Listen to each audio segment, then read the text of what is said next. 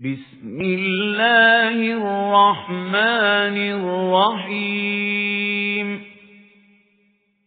أتى أمر الله فلا تستعجلوه سبحانه وتعالى عما يشركون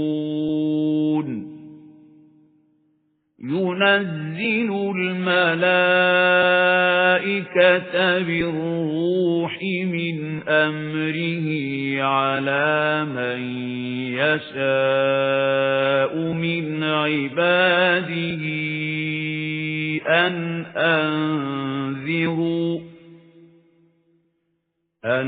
أنذروا أنه لا إله إلا أنا فاتقون خلق السماوات والأرض بالحق تعالى عما يشركون அத்தியாயம் அந்நகல் மக்காவில் அருளப்பட்டது. வசனங்கள் 128. அளவிலா கருணையும் இணையிலா கிருபையும் உடைய அல்லாஹுவின் திருப்பெயரால். வந்துவிட்டது அல்லாஹுவின் கட்டளை, எனவே அதற்காக நீங்கள் அவசரப்படாதீர்கள். இவர்களின் இணை வைப்பு செயல்களை விட்டு அவன் தூய்மையானவனும் உயர்ந்தவனும் ஆவான். அவன் இந்த ரூஹை வானவர்களின் மூலம் தனது கட்டளையினால் தான் விரும்பும் அடியார்கள் மீது இறக்கி வைக்கின்றான். இந்த ஏவுரையுடன் மக்களை எச்சரிக்கை செய்யுங்கள். நிச்சயமாக வணக்கத்திற்குரிய இறைவன் என்னை தவிர வேறு யாரும் இல்லை, எனவே எனக்கே அஞ்சுங்கள். அவன் வானங்களையும் பூமியையும் சத்தியத்துடன் படைத்திருக்கின்றான். இவர்களின் இணை வைப்பு செயல்களை விட்டு அவன் மிகவும் மேலானவன். خلق الإنسان من نطفة فإذا هو خصيم مبين والأنعام خلقها لكم فيها دفء ومنافع ومنها تأكلون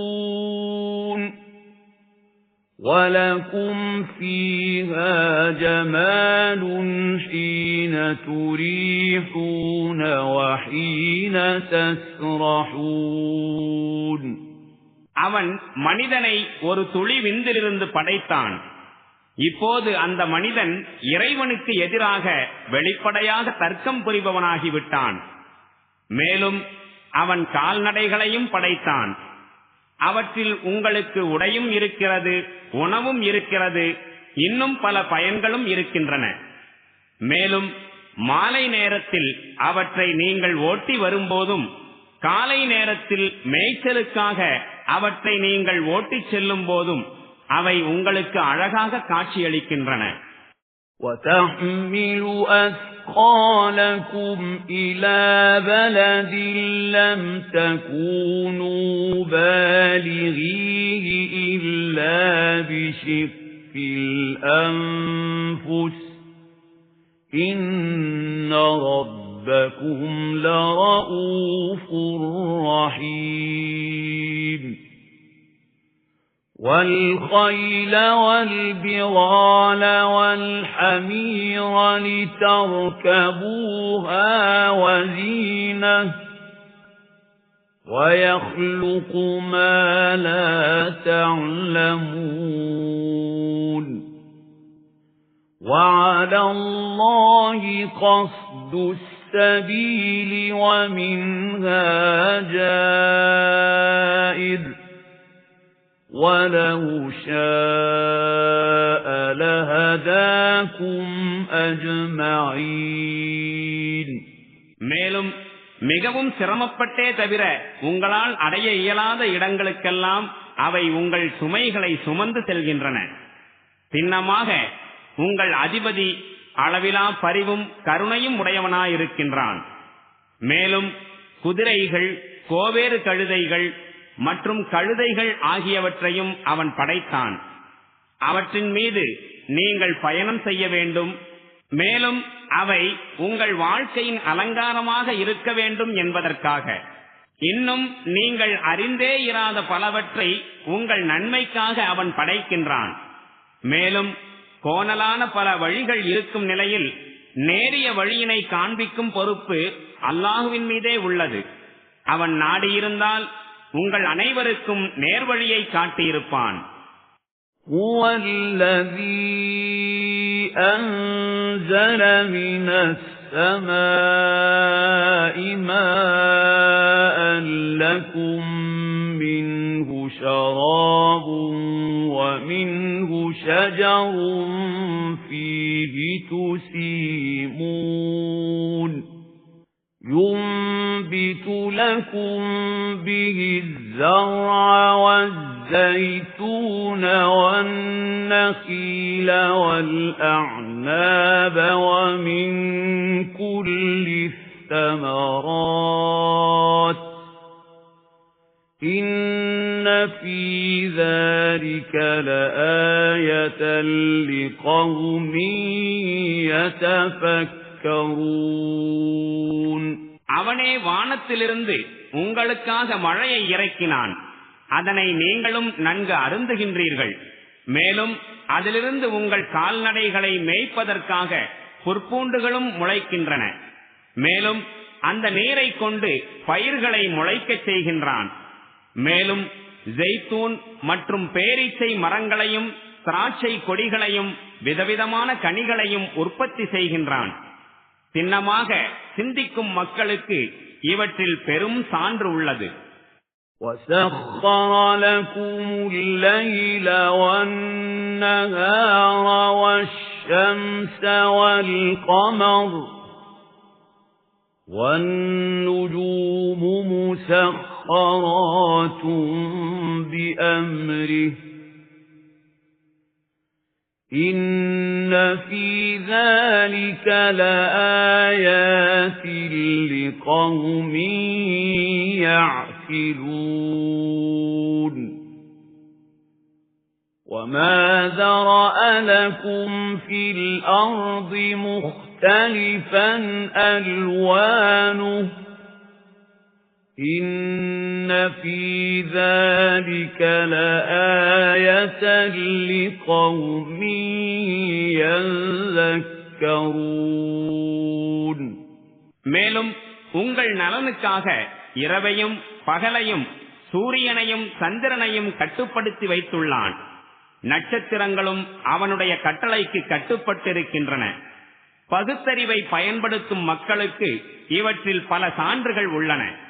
மேலும் பூமியில் உங்களுக்காக பல்வேறுபட்ட நிறங்களும் நன்மைகளும் கொண்ட பொருள்களை அவன் படைத்திருக்கின்றான்.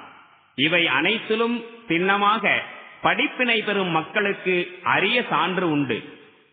وَهُوَ الَّذِي سَخَّرَ الْبَحْرَ لِتَأْكُلُوا مِنْهُ لَحْمًا طَرِيًّا وَتَسْتَخْرِجُوا مِنْهُ حِلْيَةً تَلْبَسُونَهَا وَتَرَى الْفُلْكَ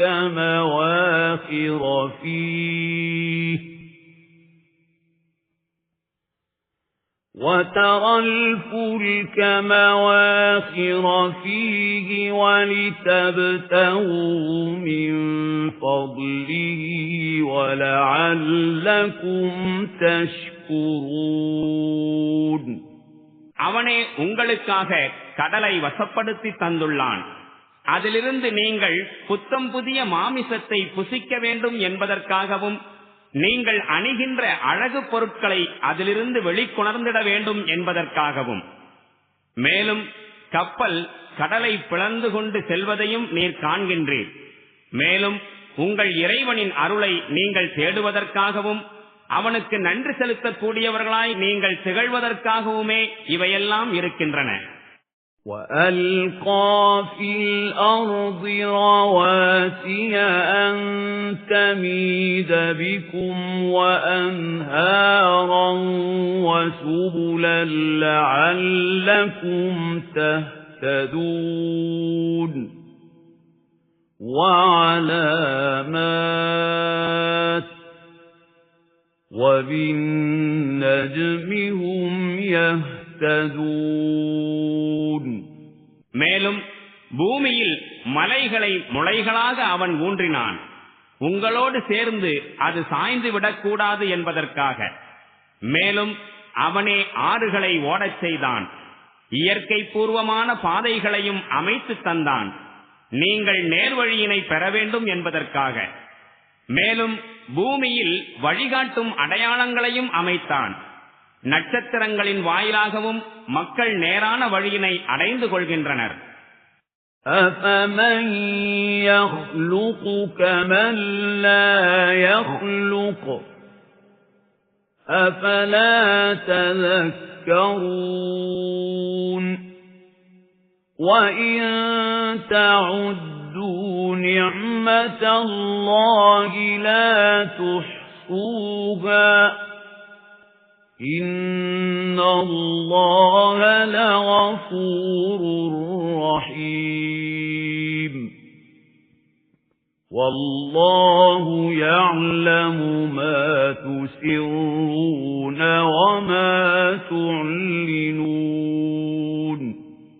ஆகவே படைக்கின்றவனும் படைக்காதவனும் சமமாவார்களா? நீங்கள் சிந்தித்து உணர்ந்து கொள்ள வேண்டாமா? அல்லாஹ்வின் அருட்கொடைகளை நீங்கள் எண்ணிட முயன்றால் அவற்றை உங்களால் எண்ணவே முடியாது.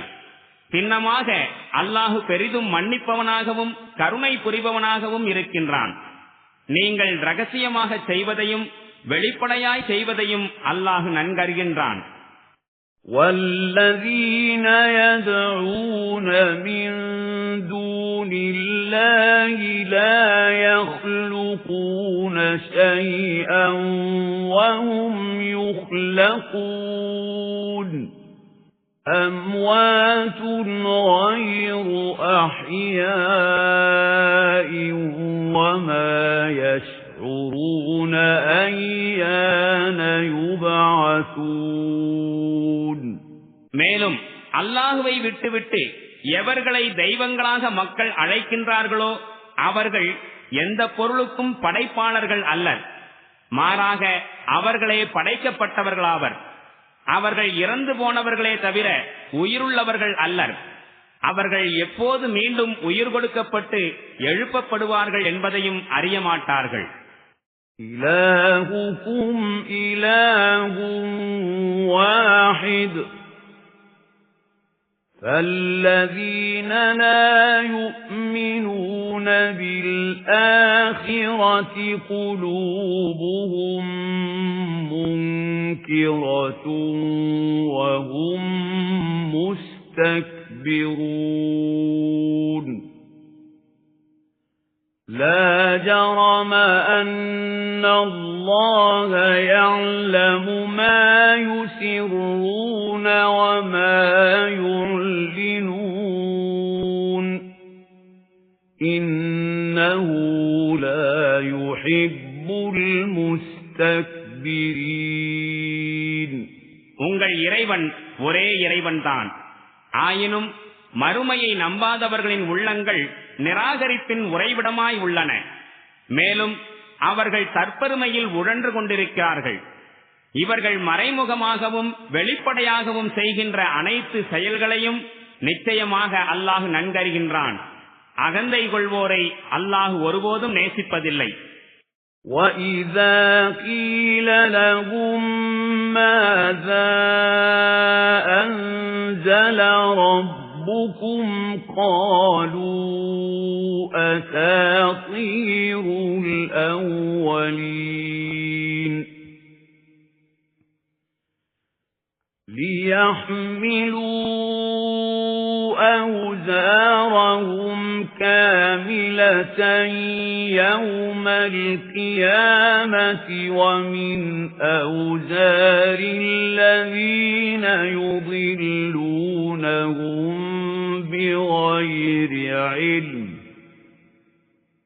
ألا ساء ما يزرون உங்கள் இறைவன் எதை இறக்கியருளியுள்ளான் என்று எவரேனும் அவர்களிடம் கேட்டால் இவையெல்லாம் முற்காலத்தவர்களின் கட்டுக்கதைகள் என்றே அவர்கள் கூறுகின்றார்கள். இவ்வாறு அவர்கள் கூறுவதன் விளைவாக மறுமை நாளில் தங்களுடைய பாவங்களை முழுமையாக சுமப்பதுடன் அறியாமையினால் யார் யாரை இவர்கள் வழிகெடுத்துக் கொண்டிருக்கிறார்களோ அவர்களுடைய பாவங்களையும் சுமப்பார்கள். பாருங்கள், எப்படிப்பட்ட மோசமான சுமையை இவர்கள் சுமந்து கொண்டிருக்கின்றார்கள். قَدْ مَكَرَ الَّذِينَ مِنْ قَبْلِهِمْ فَأَتَى اللَّهُ بُنْيَانَهُمْ مِنَ الْقَوَاعِدِ فَخَرَّ عَلَيْهِمُ السَّقْفُ مِنْ فَوْقِهِمْ وَأَتَاهُمُ الْعَذَابُ مِنْ حَيْثُ لَا يَشْعُرُونَ ثُمَّ يَوْمَ الْقِيَامَةِ يُخْزِيهِمْ وَيَقُولُ أَيْنَ شُرَكَائِيَ الَّذِينَ كُنتُمْ تُشَاقُّونَ فِيهِمْ قَالَ الَّذِينَ أُوتُوا الْعِلْمَ إِنَّ الْخِزْيَ الْيَوْمَ وَالسُّوءَ عَلَى الْكَافِرِينَ الَّذِينَ تَتَوَفَّاهُمُ الْمَلَائِكَةُ ظَالِمِي أَنفُسِهِمْ فَأَلْقَوْا السَّلَمَ مَا كُنَّا نَعْمَلُ مِنْ سُوءٍ بَلَى إِنَّ اللَّهَ عَلِيمٌ بِمَا كُنْتُمْ تَعْمَلُونَ فَادْخُلُوا أَبْوَابَ جَهَنَّمَ خَالِدِينَ فِيهَا فَلَبِئْسَ مَثْوَى الْمُتَكَبِّرِينَ இவர்களுக்கு முன்னர் வாழ்ந்த மக்களில் பலரும் சத்தியத்தை வீழ்த்துவதற்காக இவ்வாறே சூழ்ச்சிகளை செய்திருக்கின்றார்கள். ஆனால் அல்லாஹ் அவர்களின் சூழ்ச்சி கட்டடத்தை அடியோடு பெயர்த்து விட்டான். மேலிருந்து அதனுடைய முகடு அவர்களின் தலைமீது விழுந்தது. மேலும் அவர்கள் சற்றும் எண்ணிப்பாராத திசையிலிருந்து வேதனை அவர்களை வந்தடைந்தது. பிறகு மறுமை நாளில் அல்லாஹ் அவர்களை இழிவுபடுத்துவான். மேலும் அவர்களிடம் கேட்பான், இப்பொழுது எனக்கு இணையாக்கப்பட்டவர்கள் எங்கே? அவர்களுக்காகத்தானே நீங்கள் சத்திய சீலர்களுடன் மோதிக்கொண்டிருந்தீர்கள். அறிவு வழங்கப்பட்டிருந்தவர்கள் கூறுவார்கள், இன்று இழிவும் துர்பாகியமும் நிராகரிப்பாளர்களுக்கு. அவர்கள் எத்தகையவர்கள் என்றால், தமக்குத்தாமே அநீதி இழைத்துக் கொண்டிருக்கும் நிலையில் அவர்களின் உயிர்களை வானவர்கள் கைப்பற்றும் போது வரம்பு மீறும் போக்கை விட்டுவிட்டு சரணடைந்து நாங்கள் எந்த குற்றமும் செய்து கொண்டிருக்கவில்லையே என்று கூறுவார்கள். அதற்கு வானவர்கள் பதில் கூறுவார்கள், செய்து கொண்டிருக்கவில்லையா? அல்லாஹ் உங்களுடைய இழி செயல்களை நன்கறிந்திருக்கின்றான். இப்பொழுது நரக வாயில்களிலே நுழையுங்கள். அங்கே நீங்கள் என்றென்றும் வீழ்ந்து கிடக்க வேண்டும். உண்மையில் ஆணவம் கொண்டவர்களின் தங்குமிடம் மிகவும் மோசமானதாகும். وَقِيلَ لِلَّذِينَ اتَّقَوْا مَاذَا أَنزَلَ رَبُّكُمْ قَالُوا خَيْرًا لِلَّذِينَ أَحْسَنُوا فِي هَذِهِ الدُّنْيَا حَسَنَةٌ وَلَدَارُ الْآخِرَةِ خَيْرٌ وَلَنِعْمَ دَارُ الْمُتَّقِينَ جنات عدن يدخلونها تجري من تحتها الأنهار لهم فيها ما يشاءون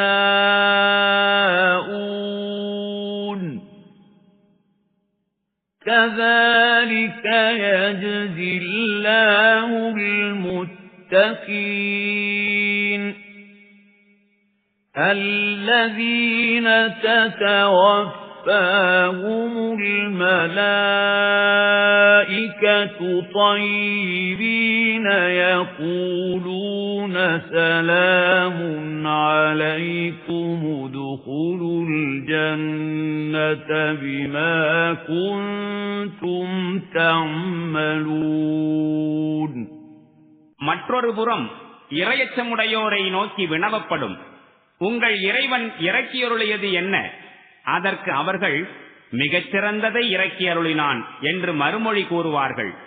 இவ்வாறு நற்செயல் புரிந்தவர்களுக்கு இவ்வுலகிலும் நன்மை இருக்கிறது, மறு உலகமோ சின்னமாக அவர்களுக்கு மிகச் சிறப்புடையதாகவே இருக்கும். மேலும் இறையச்சமுடையவர்களின் இல்லம் மிகவும் சிறப்புடையதாகும். அது நிலைத்திருக்கும் சுவனங்களாகும். அவற்றில் அவர்கள் நுழைவார்கள். அவற்றின் கீழ் ஆறுகள் ஓடிக்கொண்டிருக்கும். அங்கு அவர்களின் விருப்பத்திற்கேற்ப அனைத்தும் கிடைக்கும். இறையச்சமுடையவர்களுக்கு அல்லாஹ் இவ்வாறே கூலி வழங்குகின்றான். அவர்கள் எத்தகையவர்கள் என்றால், தூய்மையான நிலையில் அவர்களின் உயிர்களை வானவர்கள் கைப்பற்றுவார்கள். அப்போது வானவர்கள் கூறுவார்கள், உங்கள் மீது சாந்தி நிலவட்டும், நீங்கள் செய்து கொண்டிருந்த நற்செயல்களின் பலனாக சுவனத்தில் நுழையுங்கள். هل ينظرون إلا أن تأتيهم الملائكة أو يأتي أمر ربك كذلك فعل الذين من قبلهم وما ظلمهم الله ولكن كانوا أنفسهم يظلمون فأصابهم سيئات ما عملوا وحاق بهم ما كانوا به நபியே, இப்போது இவர்களிடம் வானவர்கள் வருவதை தவிர அல்லது அதிபதியின் தீர்ப்பு வருவதை தவிர வேறு எதையேனும் எதிர்பார்த்துக் கொண்டிருக்கின்றார்களா? இவர்களுக்கு முன் வாழ்ந்து சென்றவர்களும் இவ்வாறே ஆணவ போக்கினை மேற்கொண்டு வந்தார்கள். பிறகு அல்லாஹ் அவர்களுக்கு யாதொரு அநீதியும் இழைக்கவில்லை.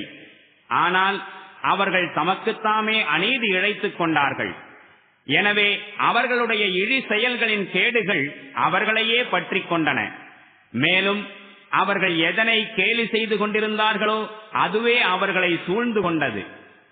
وَقَالَ الَّذِينَ أَشْرَكُوا لَوْ شَاءَ اللَّهُ مَا عَبَدْنَا مِن دُونِهِ مِن شَيْءٍ نَّحْنُ وَلَا آبَاؤُنَا وَلَا حَرَّمْنَا مِن دُونِهِ مِن شَيْءٍ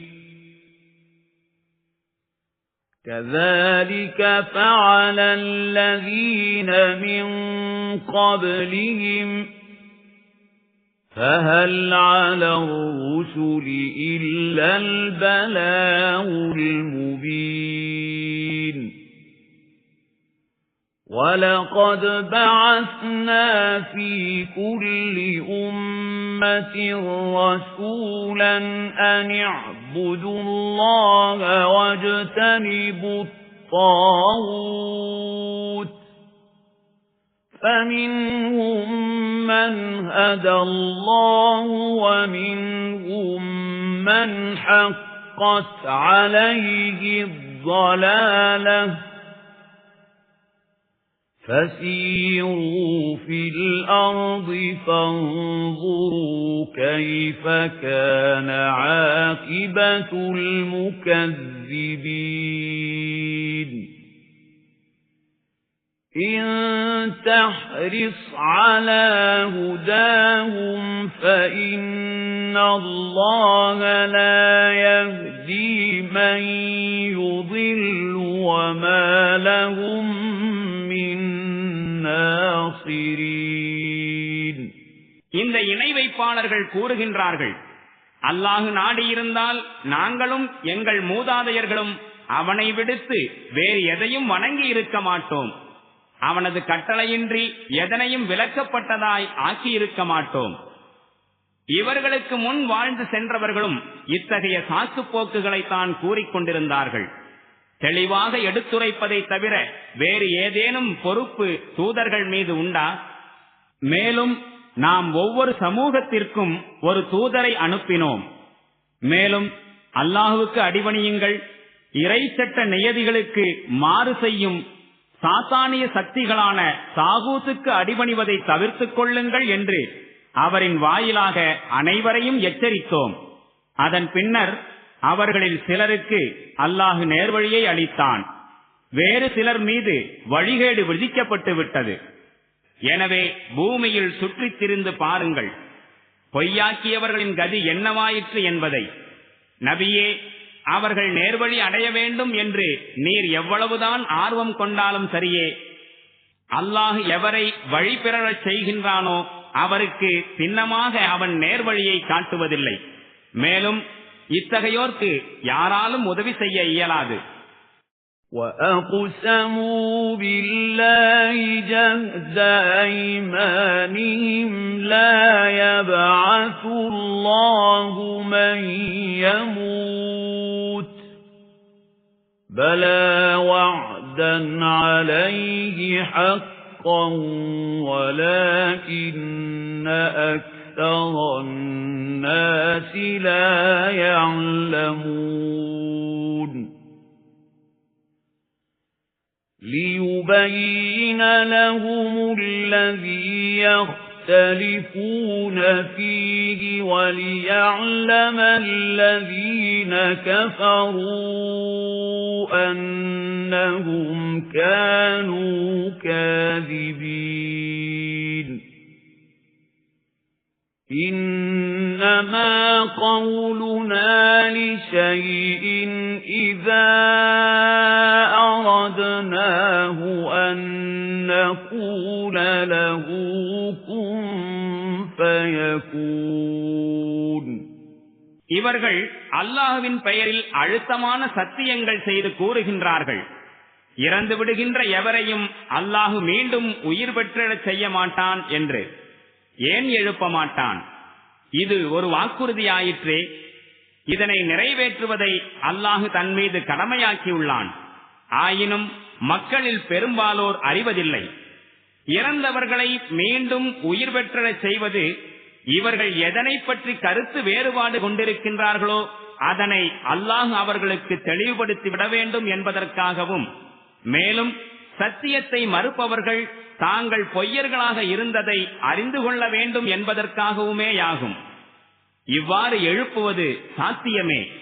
ஏனெனில் நாம் ஒரு பொருளை உருவாக்க நாடிவிட்டால் ஆகிவிடு என்று மட்டும்தான் ஆணையிடுகின்றோம், உடனே அது ஆகிவிடுகின்றது. وَالَّذِينَ هَاجَرُوا فِي اللَّهِ مِن بَعْدِ مَا ظُلِمُوا لَنُبَوِّئَنَّهُمْ فِي الدُّنْيَا حَسَنَةً وَلَأَجْرُ الْآخِرَةِ أَكْبَرُ لَوْ كَانُوا يَعْلَمُونَ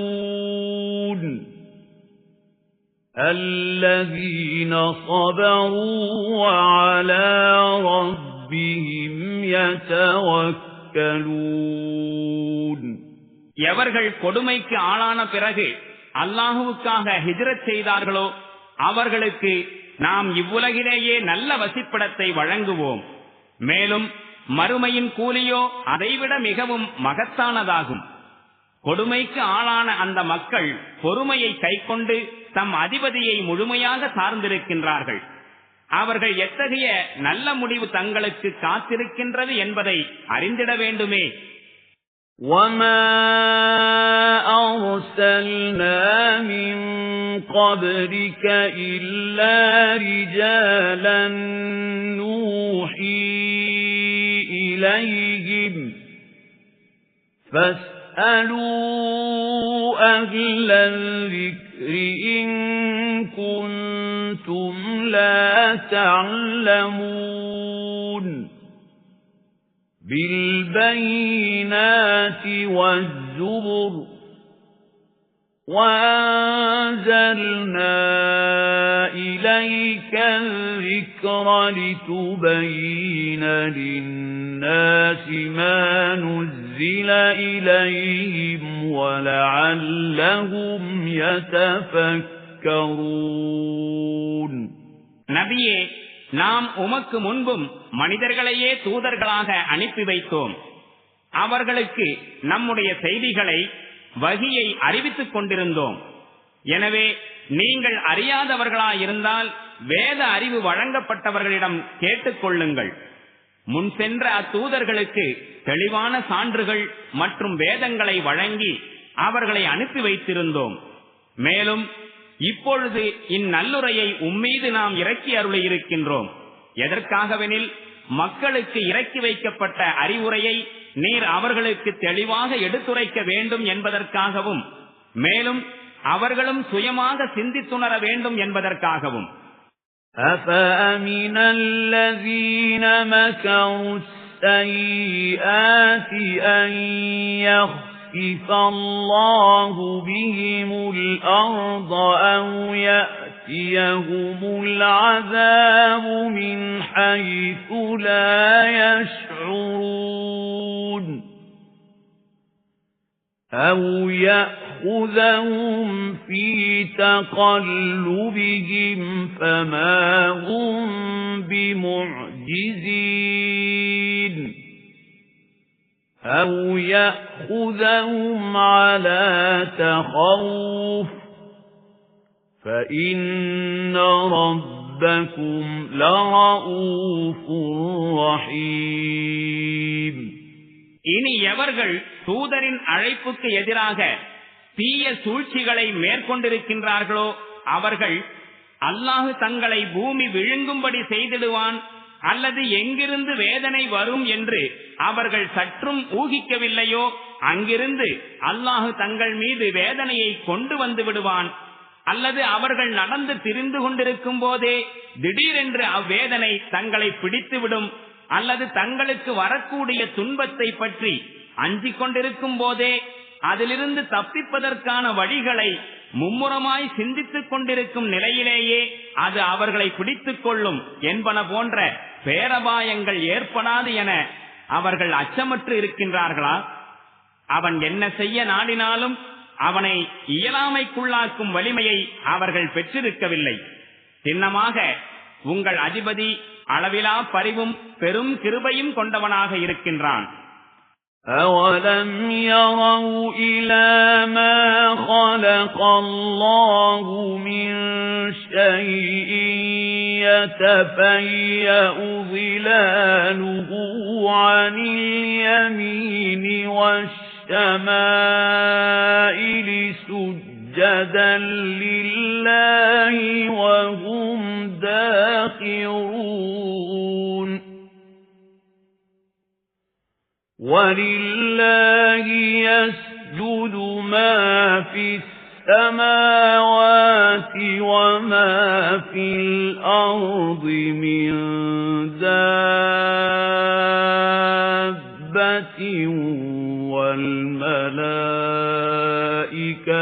وَهُمْ لَا يَسْتَكْبِرُونَ يَخَافُونَ رَبَّهُم مِّن فَوْقِهِمْ وَيَفْعَلُونَ مَا يُؤْمَرُونَ. அல்லாஹ் படைத்துள்ள பொருள்களுள் எதனையும் இவர்கள் பார்க்கவில்லையா? அவற்றின் நிழல்கள் வலப்பக்கமும் இடப்பக்கமும் அல்லாஹுவின் திருமுன் எவ்வாறு பணிந்து விழுகின்றன என்பதை இப்படி அனைத்தும் பணிவை வெளிப்படுத்திக் கொண்டிருக்கின்றன. வானங்கள் மற்றும் பூமியிலுள்ள அனைத்து உயிரினங்களும் அனைத்து வானவர்களும் அல்லாஹுவின் திருமுன் சிரம்பணிந்து கொண்டிருக்கின்றார்கள். அவர்கள் ஒருபோதும் ஆணவம் கொள்வதில்லை. அவர்கள் தங்களுக்கு மேலே இருக்கின்ற அதிபதிக்கு அஞ்சுகின்றார்கள். தங்களுக்கு இடப்படும் கட்டளைக்கு ஏற்ப செயல்படுகின்றார்கள்.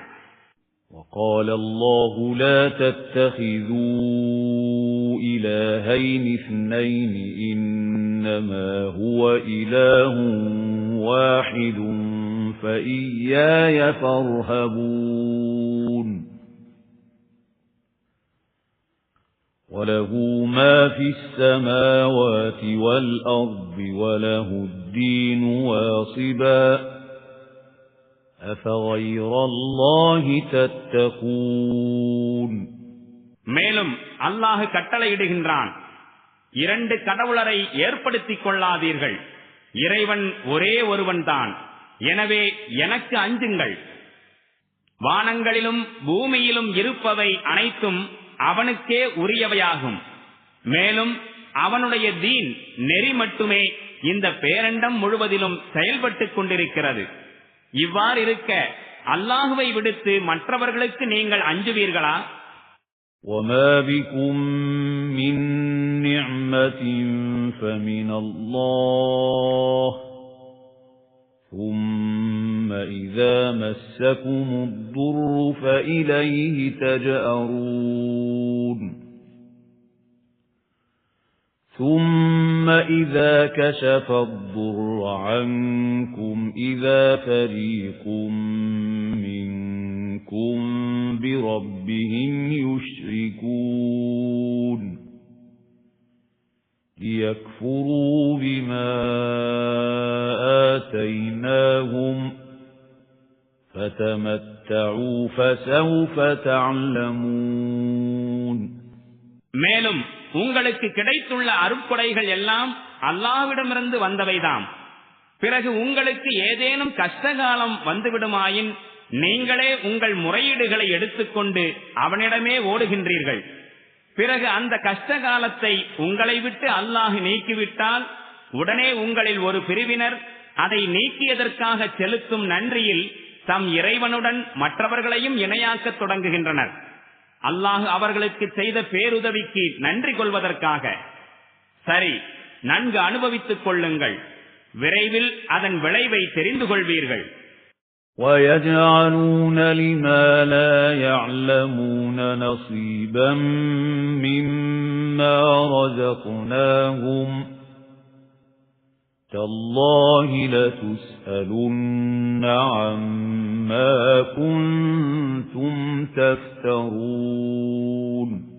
நாம் இவர்களுக்கு அளித்தவற்றிலிருந்து ஒரு பங்கை எவற்றின் உண்மையான நிலையை இவர்கள் அறிந்திருக்கவில்லையோ அவற்றுக்கு ஒதுக்குகிறார்கள். அல்லாஹுவின் மீது சத்தியமாக இல்லாத ஒன்றை எவ்வாறு நீங்கள் புனைந்தீர்கள் என்று உங்களிடம் நிச்சயம் விசாரணை செய்யப்படும்.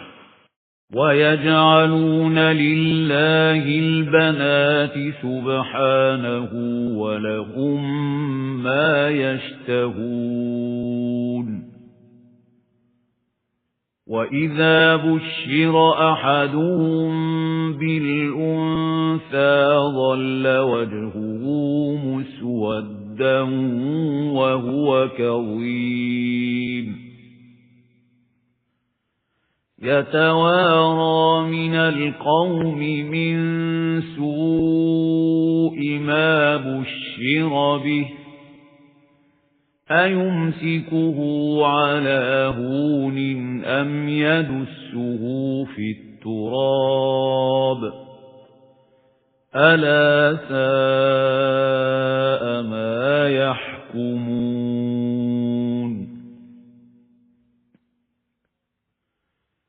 لِلَّذِينَ لَا يُؤْمِنُونَ بِالْآخِرَةِ مَثَلُ السَّوْءِ وَلِلَّهِ الْمَثَلُ الْأَعْلَى وَهُوَ الْعَزِيزُ الْحَكِيمُ.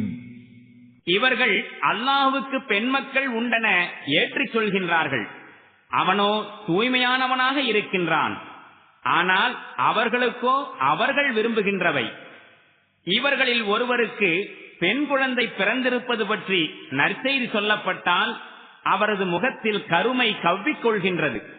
துக்கத்தால் அவர் தொண்டை அடைத்துக் கொள்கிறது.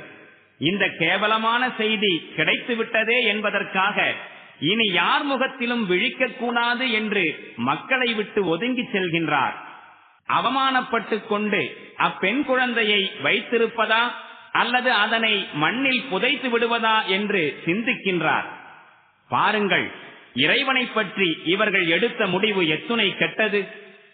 தீய தன்மைகளால் வர்ணிக்கப்பட வேண்டியவர்கள் மறுமையின் மீது நம்பிக்கை கொள்ளாதவர்கள்தாம். ஆனால் அல்லாஹ்வுக்கோ அனைத்தையும் விட உயர்ந்த தன்மைகள் இருக்கின்றன. அவனோ யாவரையும் மிகைத்தவனாயும் விவேகத்தில் முழுமை பெற்றவனாயும் இருக்கின்றான். وَلَوْ يُؤَاخِذُ اللَّهُ النَّاسَ بِظُلْمِهِمْ مَا تَرَكَ عَلَيْهَا مِنْ دَابَّةٍ وَلَكِنْ يُؤَخِّرُهُمْ إِلَى أَجَلٍ مُّسَمًّى فَإِذَا جَاءَ أَجَلُهُمْ لَا يَسْتَأْخِرُونَ سَاعَةً وَلَا يَسْتَقْدِمُونَ وَيَجْعَلُونَ لِلَّهِ مَا يَكْرَهُونَ وَتَصِفُ أَلْسِنَتُهُمُ الْكَذِبَ أَنَّ لَهُمُ الْحُسْنَى لَا جَرَمَ أَنَّ لَهُمُ النَّارَ وَأَنَّهُمْ مُفْرَطُونَ. மனிதர்கள் இழைக்கும் அக்கிரமங்களுக்காக அல்லாஹ் அவர்களை உடனுக்குடன் பிடிப்பதாயிருந்தால் பூமியில் எந்த உயிரினத்தையும் அவன் விட்டு வைத்திருக்க மாட்டான். ஆயினும் ஒரு குறிப்பிட்ட தவணை வரை அவர்களுக்கு அவன் அவகாசம் அளிக்கின்றான். பிறகு அந்த நேரம் வந்துவிடுமாயின் ஒரு வினாடி கூட அவர்களால் பிந்தவும் முடியாது, முந்தவும் முடியாது. இன்று அவர்கள் தங்களுக்கே விருப்பம் இல்லாதவற்றை அல்லாஹுவின் மீது ஏற்றிச் சொல்கிறார்கள். அவர்களுக்கு நன்மையே உண்டு என அவர்களின் நாவு பொய்யுரைக்கின்றது. சின்னமாக அவர்களுக்கு நரக நெருப்புதான் உண்டு என்பதிலும் எல்லோருக்கும் முன்பாக அவர்கள் அதில் கொண்டு சேர்க்கப்படுவார்கள் என்பதிலும் சந்தேகமே இல்லை. تَاللَّهِ لَقَدْ أَرْسَلْنَا إِلَى أُمَمٍ مِّن قَبْلِكَ فَزَيَّنَ لَهُمُ الشَّيْطَانُ أَعْمَالَهُمْ فَهُوَ وَلِيُّهُمُ الْيَوْمَ وَلَهُمْ عَذَابٌ أَلِيمٌ. وَمَا أَنزَلْنَا عَلَيْكَ الْكِتَابَ إِلَّا لِتُبَيِّنَ لَهُمُ الَّذِي اخْتَلَفُوا فِيهِ وَهُدًى وَرَحْمَةً لِقَوْمٍ يُؤْمِنُونَ. அல்லாஹ்வின் மீது சத்தியமாக நபியே, உமக்கு முன்பும் பல்வேறு சமூகங்களில் நாம் தூதர்களை அனுப்பியிருக்கின்றோம். ஆனால் அப்போதும் என்ன நடந்ததெனில் ஷைத்தான் அவர்களின் தீய செயல்களை அவர்களுக்கு அழகுபடுத்தி காட்டினான். ஆகையால் தூதர்களின் நல்லுரைகளை அவர்கள் ஏற்றிடவில்லை. அதே ஷைத்தான் இன்று இவர்களுக்கும் ஆதரவாளனாய் ஆகியிருக்கின்றான். எனவே இவர்கள் துன்புறுத்தும் தண்டனைக்கு உரியவர்களாகிக் கொண்டிருக்கின்றார்கள். இவர்கள் எவற்றில் கருத்து வேற்றுமை கொண்டிருக்கின்றார்களோ அவற்றின் உண்மை நிலையை இவர்களுக்கு நீர் தெளிவாக்கிட வேண்டும் என்பதற்காகத்தான் இவ்வேதத்தை உம்மீது நாம் இறக்கியருளியிருக்கிறோம். மேலும் இவ்வேதம் தன்னை ஏற்றுக்கொள்கின்ற மக்களுக்கு வழிகாட்டியாகவும் அருளாகவும் இருக்கின்றது. وَاللَّهُ أَنزَلَ مِنَ السَّمَاءِ مَاءً فَأَحْيَا بِهِ الْأَرْضَ بَعْدَ مَوْتِهَا إِنَّ في ذلك لآية لقوم يسمعون. மேலும் ஒவ்வொரு மழைக்காலத்திலும் நீங்கள் பார்க்கின்றீர்கள், அல்லாஹ் வானத்திலிருந்து மழையை பொழியச் செய்தான். உடனே அதனை கொண்டு இறந்து போன பூமிக்கு உயிரூட்டினான். சின்னமாக இதில் ஒரு சான்று இருக்கிறது செவியேற்கும் மக்களுக்கு. وَإِنَّ لَكُمْ فِي الْأَنْعَامِ لَعِبْرَةً نُسْقِيكُم مِّمَّا فِي بُطُونِهِ مِن بَيْنِ فَرْثٍ وَدَمٍ لَّبَنًا خَالِصًا سَائِغًا لِّلشَّارِبِينَ وَمِن ثَمَرَاتِ النَّخِيلِ وَالْأَعْنَابِ تَتَّخِذُونَ مِنْهُ سَكَرًا وَرِزْقًا حَسَنًا إِنَّ فِي ذَلِكَ لَآيَةً لِقَوْمٍ يَعْقِلُونَ. மேலும் கால்நடைகளிலும் நிச்சயம் உங்களுக்கு ஒரு படிப்பினை உண்டு. சாணம், இரத்தம் ஆகியவற்றிற்கிடையே அவற்றின் வயிற்றிலிருந்து சுத்தமான பாலை உங்களுக்கு நாம் புகட்டுகின்றோம். அருந்துவோருக்கு அது இன்பமாயிருக்கின்றது. இதே போன்று பேரீச்சை மற்றும் திராட்சை பழங்களிலிருந்தும் உங்களுக்கு புகட்டுகின்றோம். அதிலிருந்து நீங்கள் போதைப் பொருளையும் தயாரிக்கின்றீர்கள், இன்னும் சுத்தமான உண்பொருளையும். சின்னமாக அறிவை பயன்படுத்தும் மக்களுக்கு இதில் ஒரு சான்று இருக்கிறது. وَأَوْحَى رَبُّكَ إِلَى النَّحْلِ أَنِ اتَّخِذِي مِنَ الْجِبَالِ بُيُوتًا وَمِنَ الشَّجَرِ وَمِمَّا يَعْرِشُونَ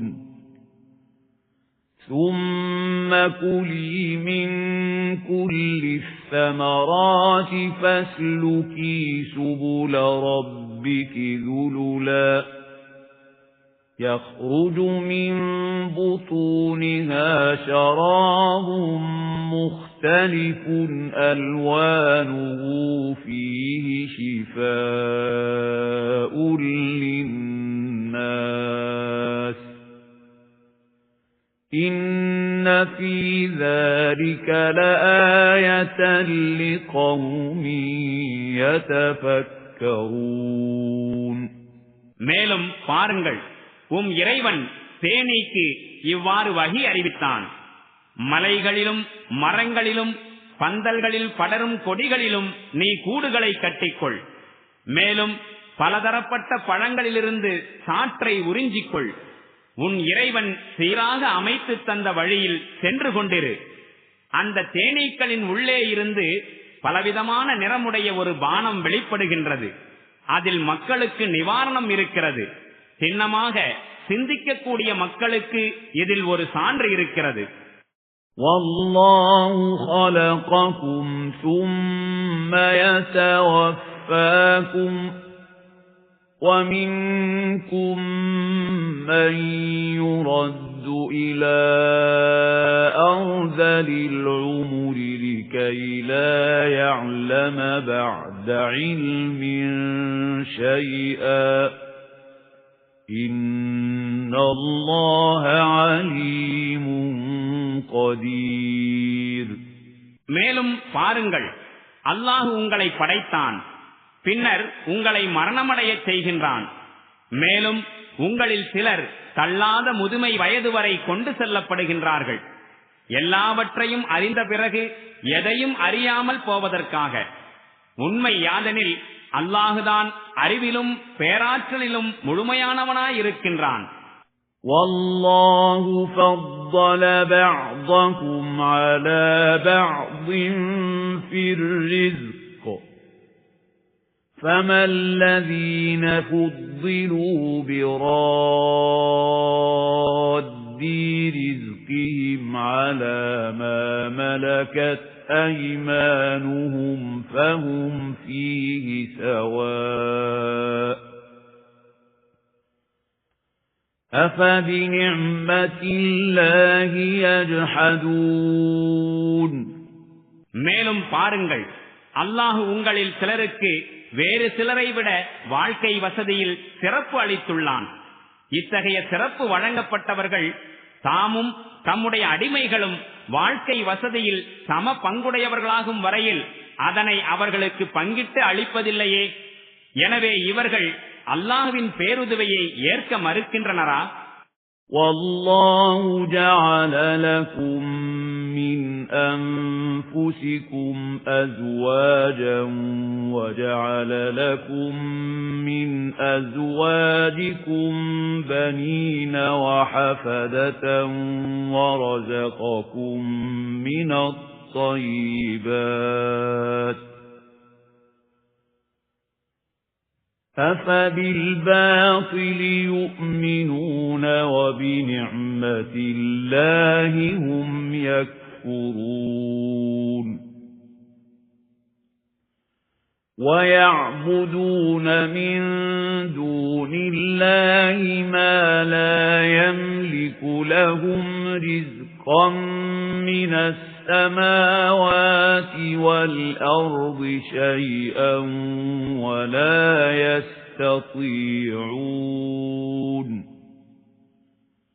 فَلَا تَضْرِبُوا لِلَّهِ الْأَمْثَالَ إِنَّ اللَّهَ يَعْلَمُ وَأَنْتُمْ لَا تَعْلَمُونَ மேலும் அல்லாஹ் உங்களிடத்திலிருந்தே உங்களுக்கு துணைவியரை அமைத்தான். அத்துணைவியர் மூலம் உங்களுக்கு மகன்களையும் பேரன்களையும் வழங்கினான். மேலும் நல்ல நல்ல பொருள்களை உங்களுக்கு உணவாக கொடுத்தான். பிறகு என்ன, இவர்கள் இவை அனைத்தையும் பார்த்து புரிந்தும் கூட அசத்தியத்தை மேற்கொள்கின்றார்களா? அல்லாஹுவின் பேருதவிகளை நிராகரிக்கின்றார்களா? மேலும் அல்லாஹுவை விட்டுவிட்டு வானங்களிலிருந்தோ பூமியிலிருந்தோ இவர்களுக்கு சிறிதளவேனும் உணவு வழங்கும் சக்தி இல்லாத, ஏன் வழங்க முயன்றாலும் முடியாதவற்றையா இவர்கள் வணங்குகின்றார்கள்? ஆக அல்லாஹுக்கு உவமைகளை பொருத்தாதீர்கள். சின்னமாக அல்லாஹ் நன்கறிகின்றான், ஆனால் நீங்கள் அறிய மாட்டீர்கள்.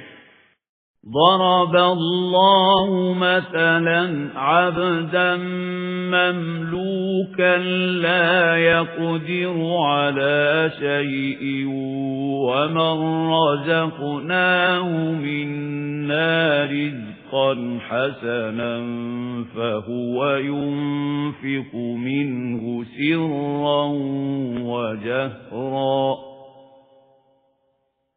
هل يستوون الحمد لله بل أكثرهم لا يعلمون அல்லாஹ் இவ்வாறு ஓர் உதாரணம் கூறுகின்றான். பிறருக்கு உடமையாக்கப்பட்ட ஓர் அடிமை இருக்கிறார். சுயமாக எதையும் செய்ய அதிகாரம் இல்லாதவர் மற்றொருவர் இருக்கின்றார். அவருக்கு நாம் நம்மிடத்திலிருந்து நல்ல வாழ்க்கை வசதிகளை வழங்கி இருக்கின்றோம். அவர் அதிலிருந்து மறைமுகமாகவும் வெளிப்படையாகவும் செலவு செய்கின்றார். கூறுங்கள், இவ்விருவரும் சமமாவார்களா? அல்ஹம்துலில்லாஹ், எல்லா புகழும் இறைவனுக்கே. ஆனால் இந்நேரிய விஷயத்தை அவர்களில் பெரும்பாலோர் அறிந்து கொள்வதில்லை.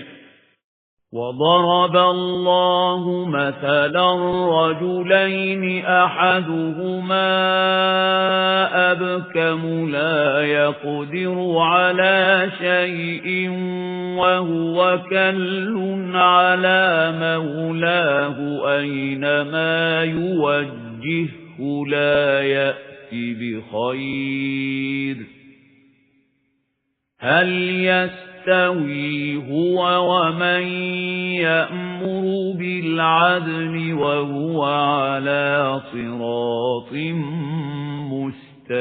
مُسْتَقِيمٍ அல்லாஹ் இன்னும் ஓர் உதாரணத்தை கூறுகின்றான்.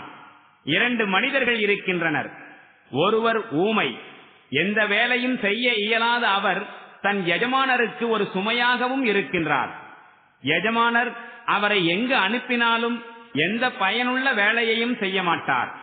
மற்றொருவர் நேரான வழியில் இருக்கின்றார், நீதியுடன் வாழுமாறும் ஏவுகின்றார்.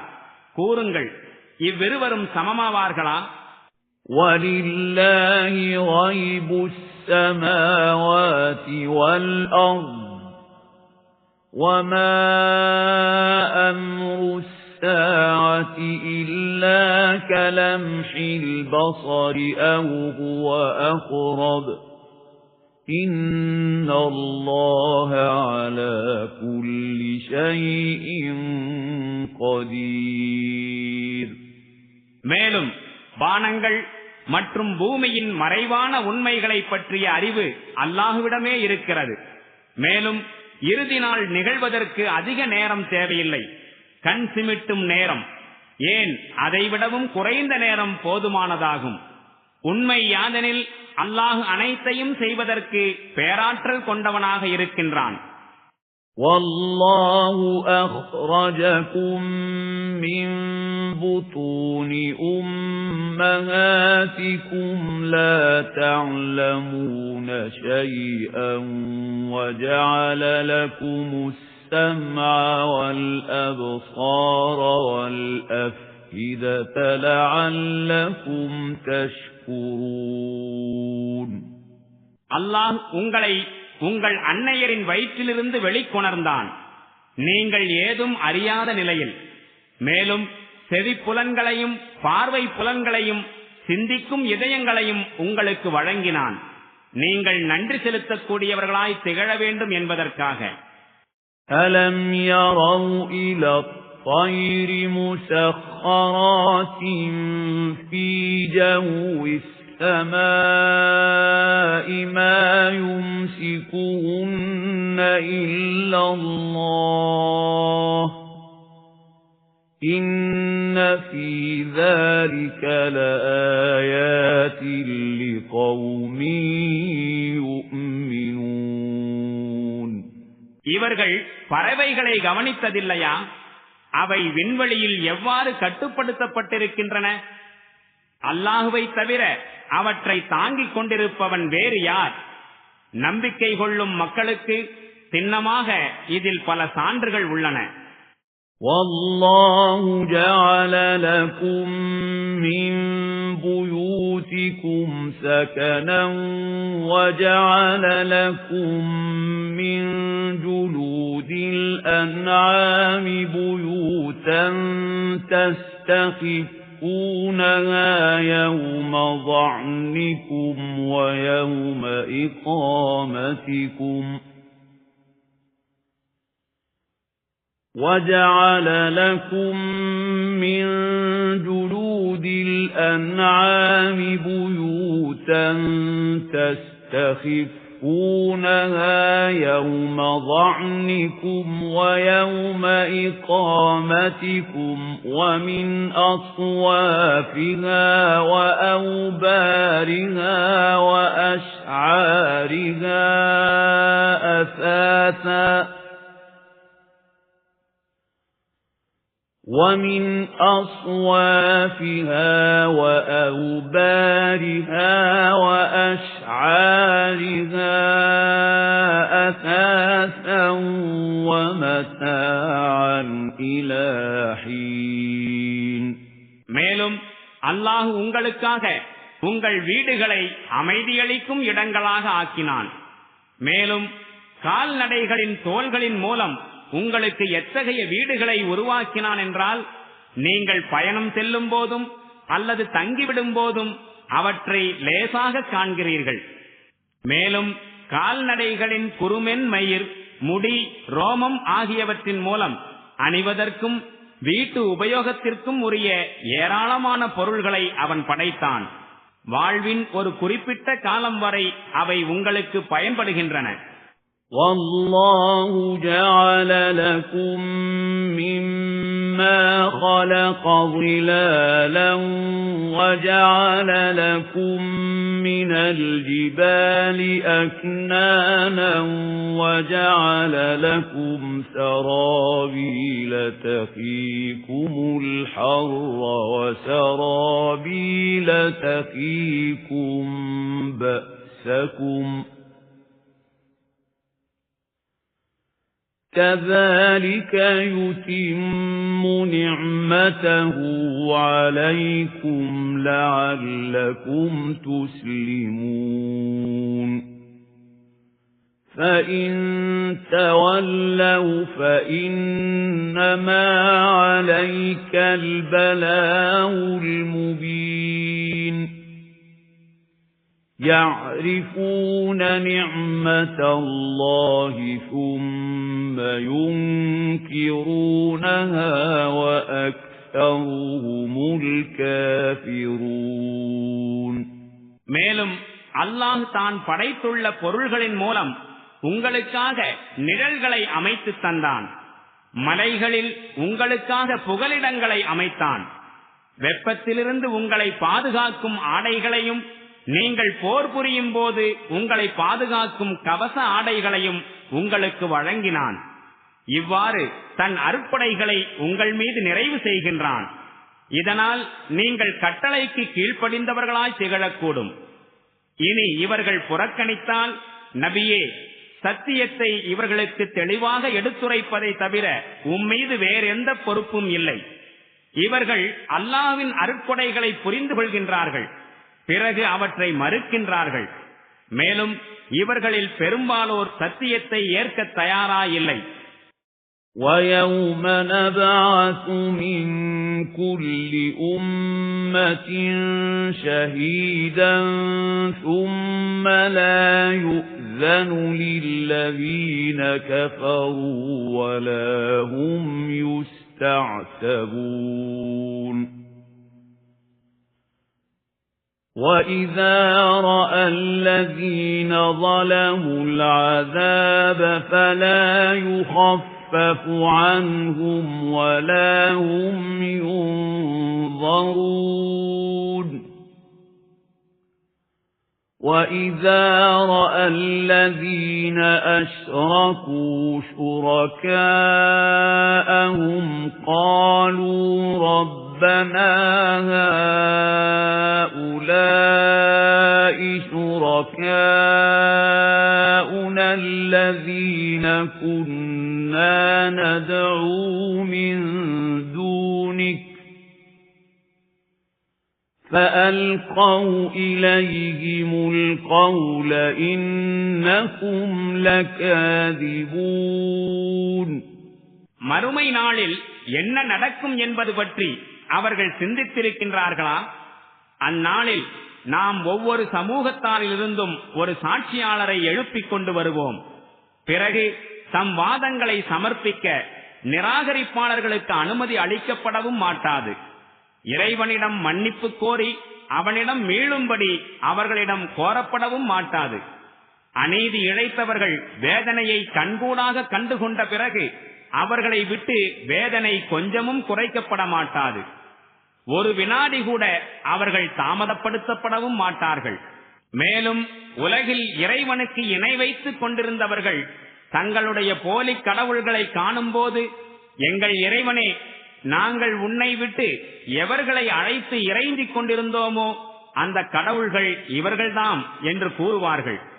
அதற்கு அக்கடவுள்கள், நீங்கள் பொய்யுரைக்கின்றீர்கள் என்று அவர்களிடம் தெளிவாக பதில் கூறும். وَأَلْقَوْا إِلَى اللَّهِ يَوْمَئِذٍ السَّلَمَ وَضَلَّ عَنْهُمْ مَا كَانُوا يَفْتَرُونَ الَّذِينَ كَفَرُوا وَصَدُّوا عَن سَبِيلِ اللَّهِ زِدْنَاهُمْ عَذَابًا فَوْقَ الْعَذَابِ بِمَا كَانُوا يُفْسِدُونَ அவ்வேளை இவர்கள் அனைவரும் அல்லாஹுவின் திருமுன் சரணடைந்து விடுவார்கள். உலகில் இவர்கள் கற்பனை செய்து கொண்டிருந்தவை யாவும் இவர்களை விட்டு அடியோடு காணாமல் போய்விடும். எவர்கள் தாங்களும் இறை நிராகரிப்பு போக்கை மேற்கொண்டு மற்றவர்களையும் அல்லாஹுவின் வழியில் செல்ல விடாமல் தடுக்கின்றார்களோ அவர்களுக்கு நாம் வேதனைக்கு மேல் வேதனையை அளிப்போம், உலகில் அவர்கள் செய்து கொண்டிருந்த குழப்பங்களுக்கு பகரமாக. وَيَوْمَ نَبْعَثُ فِي كُلِّ أُمَّةٍ شَهِيدًا عَلَيْهِمْ مِنْ أَنْفُسِهِمْ وَجِئْنَا بِكَ شَهِيدًا عَلَى هَؤُلَاءِ وَنَزَّلْنَا عَلَيْكَ الْكِتَابَ تِبْيَانًا لِكُلِّ شَيْءٍ وَهُدًى وَرَحْمَةً وَبُشْرَى لِلْمُسْلِمِينَ நபியே, மறுமை நாளை குறித்து இவர்களுக்கு எச்சரிக்கை செய்துவிடும். அந்நாளில் ஒவ்வொரு சமூகத்திலேயும் அவர்களுக்கு எதிராக சாட்சி சொல்லக்கூடிய ஒருவரை அவர்களிலிருந்தே நாம் எழுப்புவோம். மேலும் இந்த மக்களை குறித்து சாட்சி வழங்க உம்மை நாம் கொண்டு வருவோம். இவ்வாறு சாட்சி அளிப்பதற்கான முன்னேற்பாடாகத்தான் உமக்கு இவ்வேதத்தை நாம் இறக்கி அருளியுள்ளோம். அது யாவற்றையும் மிக தெளிவாக விவரிக்கக்கூடியதாயிருக்கிறது. முற்றிலும் இறைவனுக்கு கீழ்ப்படிந்து வாழும் மக்களுக்கு இது நேர்வழிகாட்டக்கூடியதாகவும் அருளாகவும் ஒரு நற்செய்தியாகவும் இருக்கிறது. இன்னல்லாஹ யஅமுரு பில் அத்லி வல் இஹ்சானி வ ஈதாஇ தில் குர்பா வ யன்ஹா அனில் ஃபஹ்ஷாஇ வல் முன்கரி வல் பக்ய் يَعِظُكُمْ لَعَلَّكُمْ تَذَكَّرُونَ وَأَوْفُوا بِعَهْدِ اللَّهِ إِذَا عَاهَدتُّمْ وَلَا تَنقُضُوا الْأَيْمَانَ بَعْدَ تَوْكِيدِهَا وَقَدْ جَعَلْتُمُ اللَّهَ عَلَيْكُمْ كَفِيلًا إِنَّ اللَّهَ يَعْلَمُ مَا تَفْعَلُونَ சின்னமாக அல்லாஹ் நீதி செலுத்தும்படியும் நன்மை செய்யும்படியும் உறவினர்களுக்கு ஈந்துதவும்படியும் கட்டளையிடுகின்றான். மேலும் மானக்கேடான, வெறுக்கத்தக்க மற்றும் அக்கிரமமான செயல்களை விளக்குகின்றான். நீங்கள் படிப்பினை பெறும் பொருட்டு உங்களுக்கு அறிவுரை கூறுகின்றான். அல்லாஹுவிடம் நீங்கள் ஒப்பந்தம் ஏதும் செய்திருந்தால் அந்த ஒப்பந்தத்தை நிறைவேற்றுங்கள். உங்களுடைய சத்தியங்களை உறுதிப்படுத்திய பின்னர் முறிக்காதீர்கள். ஏனெனில் நீங்கள் அல்லாஹுவை உங்களுக்கு சாட்சியாக்கியுள்ளீர்கள். நீங்கள் செய்கின்ற அனைத்து செயல்களையும் சின்னமாக அல்லாஹ் நன்கறிகின்றான். وَلَا تَكُونُوا كَالَّتِي نَقَضَتْ غَزْلَهَا مِنْ بَعْدِ قُوَّةٍ أَنْكَاثًا تَتَّخِذُونَ أَيْمَانَكُمْ دَخَلًا بَيْنَكُمْ أَنْ تَكُونَ أُمَّةٌ هِيَ أَرْبَى مِنْ أُمَّةٍ إِنَّمَا يَبْلُوكُمُ اللَّهُ بِهِ وَلَيُبَيِّنَنَّ لَكُمْ يَوْمَ الْقِيَامَةِ مَا كُنتُمْ فِيهِ تَخْتَلِفُونَ وَلَوْ شَاءَ اللَّهُ لَجَعَلَكُمْ أُمَّةً وَاحِدَةً وَلَكِنْ يُضِلُّ مَنْ يَشَاءُ وَيَهْدِي مَنْ يَشَاءُ وَلَتُسْأَلُنَّ عَمَّا كُنْتُمْ تَعْمَلُونَ சத்தியத்தை முறிப்பதன் மூலம் உங்கள் நிலை தானே சிரமப்பட்டு நூலை நூற்று பிறகு அதனை துண்டு துண்டாக்கிவிட்டாலே அத்தகைய பெண்ணின் நிலை போன்று ஆகிவிடக்கூடாது. உங்களில் ஒரு சமூகம் மற்றொரு சமூகத்தை விட அதிக ஆதாயம் அடைய வேண்டும் என்பதற்காக உங்கள் விவகாரங்களில் உங்கள் சத்தியங்களை ஏமாற்றும் ஆயுதமாக ஆக்கிக் கொள்கின்றீர்கள். உண்மையில் அல்லாஹ் இத்தகைய சத்தியங்களின் மூலம் உங்களை சோதிக்கின்றான். மேலும் நீங்கள் எவற்றில் கருத்து வேறுபாடு கொண்டிருந்தீர்களோ அவற்றின் யதார்த்த நிலையை மறுமை நாளில் சின்னமாக உங்களுக்கு தெளிவாக்கி விடுவான். உங்களிடையே கருத்து வேறுபாடுகளே இருக்கக்கூடாது என்று அல்லாஹ் நாடியிருந்தால் உங்கள் அனைவரையும் ஒரே சமூகமாக ஆக்கியிருப்பான். ஆயினும் தான் நாடுவோரை அவன் வழிபெறலச் செய்கின்றான். தான் நாடுவோரை நேர்வழியில் செலுத்துகின்றான். மேலும் உங்களுடைய செயல்கள் குறித்து உங்களிடம் சின்னமாக கேள்வி கணக்கு கேட்கப்படும்.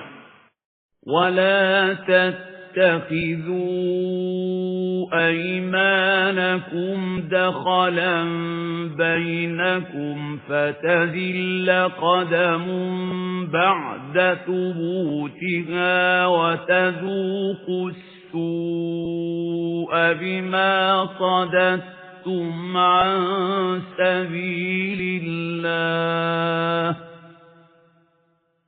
وَلَكُمْ عَذَابٌ عَظِيمٌ. وَلَا تَشْتَرُوا بِعَهْدِ اللَّهِ ثَمَنًا قَلِيلًا إِنَّمَا عِندَ اللَّهِ هُوَ خَيْرٌ لَكُمْ إِن كُنتُمْ تعلمون. முஸ்லிம்களே, உங்களுடைய சத்தியங்களை உங்களில் ஒருவர் மற்றவரை ஏமாற்றுவதற்குரிய கருவியாக ஆக்கிக் கொள்ளாதீர்கள். அப்படி நீங்கள் செய்தால் உறுதியுடன் இருக்கும் பாதம் கூட பிறகு சருகி போய்விடும். மேலும் அல்லாஹுவின் பாதையிலிருந்து பிற மக்களை நீங்கள் தடுத்தீர்கள் என்பதால் தீய விளைவை சுவைப்பீர்கள். கடுமையான தண்டனையும் உங்களுக்கு கொடுக்கப்படும். நீங்கள் அல்லாஹுவின் ஒப்பந்தத்தை அற்ப ஆதாயங்களுக்காக விற்றுவிடாதீர்கள். நீங்கள் அறிவுடையோராய் இருப்பின் அல்லாஹுவிடம் இருப்பவைதாம் உங்களுக்கு மிகச் சிறந்தவையாகும். ما عندكم ينفد وما عند الله باق وَلَنَجْزِيَنَّ الَّذِينَ صَبَرُوا أَجْرَهُم بِأَحْسَنِ مَا كَانُوا يَعْمَلُونَ. مَنْ عَمِلَ صَالِحًا مِّن ذَكَرٍ أَوْ أُنثَىٰ وَهُوَ مُؤْمِنٌ فَلَنُحْيِيَنَّهُ حَيَاةً طَيِّبَةً وَلَنَجْزِيَنَّهُمْ أَجْرَهُم بِأَحْسَنِ مَا كَانُوا يَعْمَلُونَ. உங்களிடம் இருப்பவையெல்லாம் செலவழிந்து போகக்கூடியவையே. அல்லாஹ்விடத்தில் உள்ளவைதாம் என்றைக்கும் நிலைத்திருப்பவை. மேலும் எவர்கள் பொறுமையை கைக்கொள்கின்றார்களோ அவர்களுக்கு அவர்கள் செய்கின்ற உன்னதமான செயல்களுக்கு ஏற்ப நாம் கூலி வழங்குவோம். ஆணாயினும் பெண்ணாயினும் எவர் இறை நம்பிக்கை கொண்டவராயிருக்கும் நிலையில் நற்செயல் புரிகின்றாரோ அவரை இவ்வுலகில் தூய வாழ்வு வாழச் செய்வோம். மறுமையிலும் அத்தகையோருக்கு அவர்களின் உன்னதமான செயல்களுக்கு ஏற்ப நாம் கூலி வழங்குவோம். فَإِذَا قَرَأْتَ الْقُرْآنَ فَاسْتَعِذْ بِاللَّهِ مِنَ الشَّيْطَانِ الرَّجِيمِ. إِنَّهُ لَيْسَ لَهُ سُلْطَانٌ عَلَى الَّذِينَ آمَنُوا وَعَلَى رَبِّهِمْ يَتَوَكَّلُونَ. إِنَّمَا سُلْطَانُهُ عَلَى الَّذِينَ يَتَوَلَّوْنَهُ وَالَّذِينَ هُمْ بِهِ مُشْرِكُونَ. மேலும் நீங்கள் குர்ஆனை ஓதத் தொடங்கும் போது சபிக்கப்பட்ட ஷைத்தானை விட்டு அல்லாஹ்விடம் பாதுகாப்பு கோருங்கள். எவர்கள் நம்பிக்கை கொண்டு தம்முடைய இறைவனையே முழுமையாக சார்ந்திருக்கின்றார்களோ அவர்கள் மீது ஷைத்தானுக்கு எந்த அதிகாரமும் இல்லை. எவர்கள் அவனை தங்களுடைய ஆதரவாளனாக ஏற்றுக்கொண்டு மேலும் அவனுடைய தூண்டுதலினால் அல்லாஹுவுக்கு இணை வைக்கின்றார்களோ அவர்களிடமே அவனுடைய அதிகாரம் செல்லுபடியாகும். وَإِذَا بَدَّلْنَا آيَةً مَكَانَ آيَةٍ وَاللَّهُ أَعْلَمُ بِمَا يُنَزِّلُ قَالُوا إِنَّمَا أَنْتَ مُفْتَرٍ بَلْ أَكْثَرُهُمْ لَا يَعْلَمُونَ قُلْ نَزَّلَهُ رُوحُ الْقُدُسِ مِنْ رَبِّكَ بِالْحَقِّ لِيُثَبِّتَ الَّذِينَ آمَنُوا وَهُدًى وَبُشْرَى لِلْمُسْلِمِينَ. ஒரு வசனத்திற்கு பகரமாக வேறொரு வசனத்தை நாம் இறக்கி அருளினால் எதை இறக்கி அருள வேண்டும் என்பதை அல்லாஹ் நன்கறிந்தவனாவான்.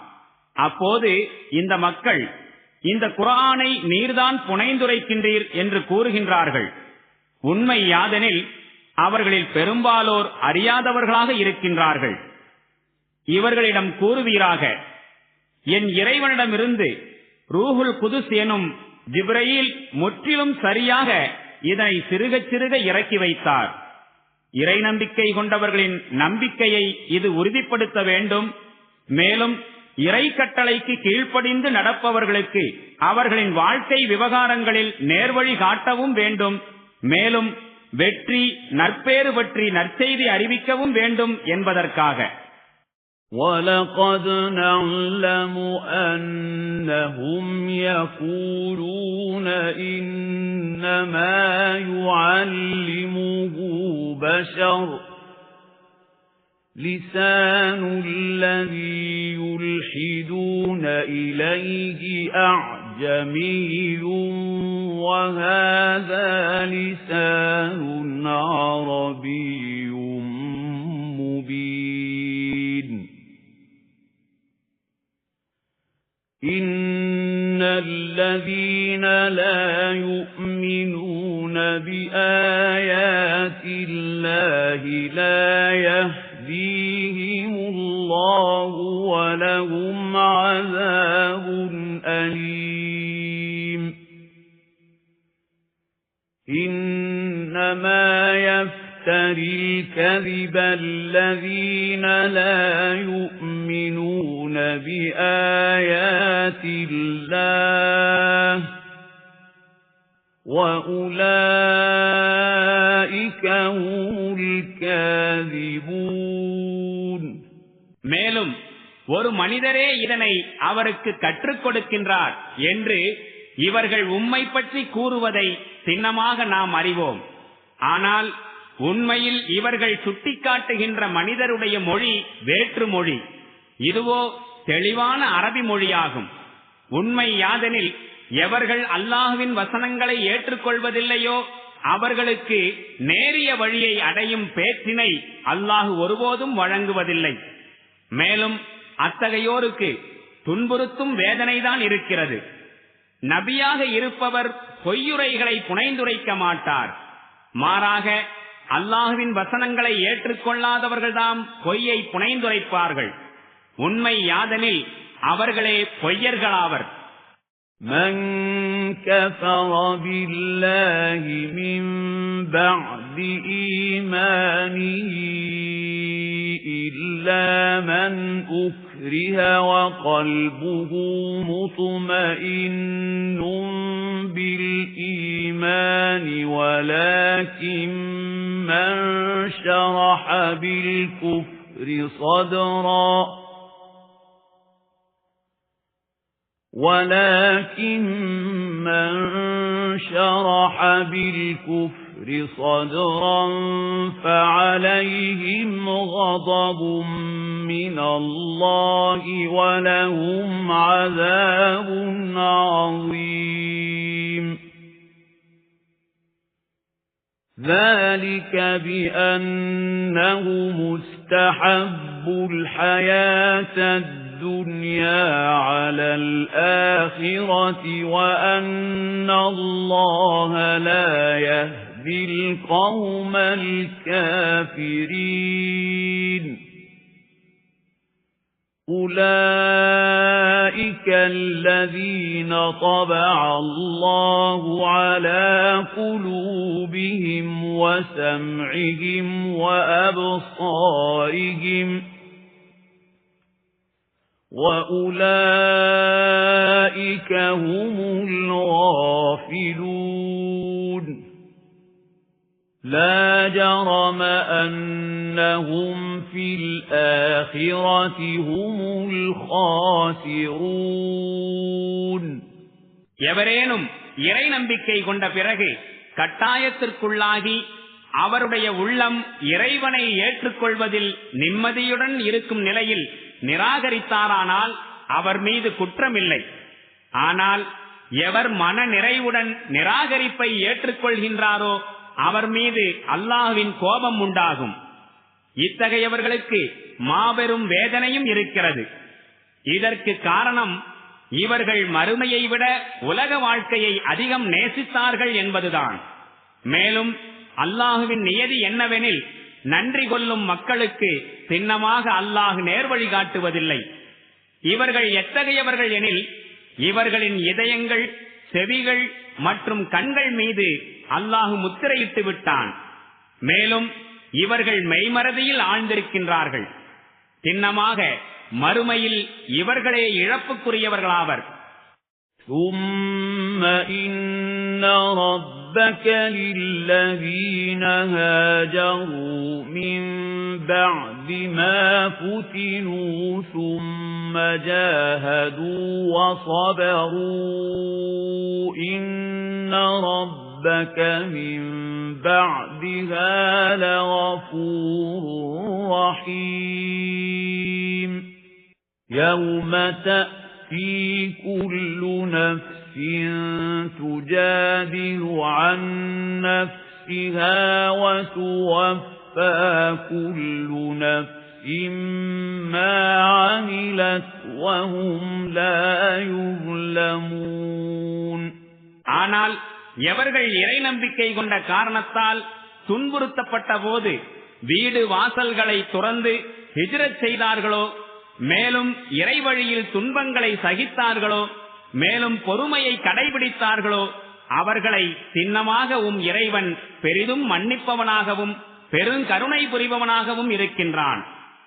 இவை அனைத்திற்கும் அந்த மறுமை நாளில் தீர்வு ஏற்படும். அந்நாளில் ஒவ்வொரு மனிதனும் தன்னை பாதுகாப்பதற்காக வாதாடி கொண்டு வருவான்.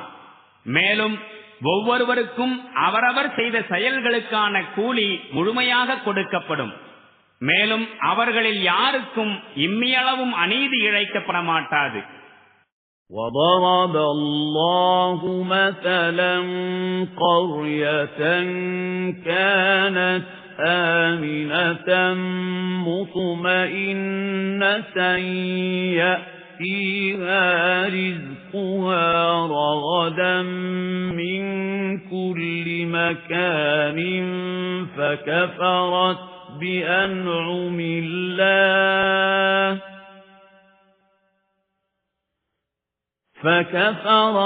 بِأَنْعُمِ اللَّهِ فَأَذَاقَهَا اللَّهُ لِبَاسَ الْجُوعِ وَالْخَوْفِ بِمَا كَانُوا يَصْنَعُونَ وَلَقَدْ جَاءَهُمْ رَسُولٌ مِّنْهُمْ فَكَذَّبُوهُ فَأَخَذَهُمُ الْعَذَابُ وَهُمْ ظَالِمُونَ மேலும் அல்லாஹ் ஓர் ஊரை எடுத்துக்காட்டாக கூறுகின்றான். அவ்வூர் மக்கள் அமைதியுடனும் நிம்மதியாகவும் வாழ்ந்து வந்தனர். அவர்களுக்கு எல்லா திசைகளிலிருந்தும் வாழ்க்கை சாதனங்கள் தாராளமாய் கிடைத்துக் கொண்டிருந்தன. இந்நிலையில் அவர்கள் அல்லாஹ்வின் அருட்கொடைகளுக்கு நன்றி கொள்ளலாயினர். அப்போது அல்லாஹ் அவர்கள் செய்து கொண்டிருந்த தீவினைகளின் விளைவை சுவைக்கச் செய்தான். பசி, அச்சம் எனும் துன்பங்கள் அவர்களை சூழ்ந்து கொண்டன. அவர்களிடம் அவர்களுடைய சமுதாயத்திலிருந்து ஒரு தூதர் வந்தார். ஆனால் அவரை அவர்கள் பொய்யர் என்று கூறினார்கள். இறுதியில் அவர்கள் அக்கிரமம் செய்பவர்களாய் ஆகிவிட்ட போது வேதனை அவர்களை பிடித்துக் கொண்டது. فَكُلُوا مِمَّا رَزَقَكُمُ اللَّهُ حَلَالًا طَيِّبًا وَاشْكُرُوا نِعْمَةَ اللَّهِ إِن كُنتُمْ إِيَّاهُ تَعْبُدُونَ. إِنَّمَا حَرَّمَ عَلَيْكُمُ الْمَيْتَةَ وَالدَّمَ وَلَحْمَ الْخِنْزِيرِ وَمَا أُهِلَّ لِغَيْرِ اللَّهِ بِهِ فَمَنِ اضْطُرَّ غَيْرَ بَاغٍ وَلَا عَادٍ فَإِنَّ اللَّهَ غَفُورٌ رَّحِيمٌ. எனவே மக்களே, அல்லாஹ் உங்களுக்கு அளித்தவற்றில் தூய்மையான அனுமதிக்கப்பட்ட உணவுகளை புசியுங்கள். மேலும் அவனுடைய அற்கொடைகளுக்கு நன்றி செலுத்துங்கள். நீங்கள் உண்மையில் அல்லாஹுக்கே அடிபணிந்து வாழ்பவர்களாயிருந்தால் செத்த பிராணி, இரத்தம், பன்றி இறைச்சி மற்றும் அல்லாஹ்வை தவிர மற்றவற்றின் பெயர் கூறி அறுக்கப்பட்ட பிராணி ஆகியவற்றைத்தான் அல்லாஹ் உங்களுக்கு தடை செய்துள்ளான். ஆயினும் யாரேனும் இறை சட்டத்திற்கு மாறு செய்யும் நோக்கமில்லாமலும் தேவையான அளவை மீறாமலும் இப்பொருள்களில் ஏதேனும் ஒன்றை புசிக்க வேண்டிய கட்டாயத்திற்கு உள்ளானால் நிச்சயமாக அல்லாஹ் பெரிதும் மன்னிப்பவனாகவும் பெருங்கருணையாளனாகவும் இருக்கின்றான். وَلَا تَقُولُوا لِمَا تَصِفُ أَلْسِنَتُكُمُ الْكَذِبَ هَذَا حَلَالٌ وَهَذَا حَرَامٌ لِتَفْتَرُوا عَلَى اللَّهِ الْكَذِبَ إِنَّ الَّذِينَ يَفْتَرُونَ عَلَى اللَّهِ الْكَذِبَ لَا يُفْلِحُونَ. مَتَاعٌ قَلِيلٌ وَلَهُمْ عَذَابٌ أَلِيمٌ. உங்கள் நாவுகள் இன்ன பொருள் ஹலால் அனுமதிக்கப்பட்டது, இன்ன பொருள் ஹராம் தடுக்கப்பட்டது என்று பொய் சட்டங்களை கூறுவது போன்று அல்லாஹ்வின் மீதும் பொய்களை ஏற்றிச் சொல்லாதீர்கள். யார் அல்லாஹ்வின் மீது பொய்யை புனைந்துரைக்கின்றார்களோ அவர்கள் ஒருபோதும் வெற்றி அடைவதில்லை. இவ்வுலக வாழ்வின் இன்பமோ சொற்ப நாட்கள்தான். இறுதியில் அவர்களுக்கு துன்புறுத்தும் தண்டனை இருக்கிறது. وَعَلَى الَّذِينَ هَادُوا حَرَّمْنَا مَا قَصَصْنَا عَلَيْكَ مِنْ قَبْلُ وَمَا ظَلَمْنَاهُمْ وَلَكِنْ كَانُوا أَنفُسَهُمْ يَظْلِمُونَ.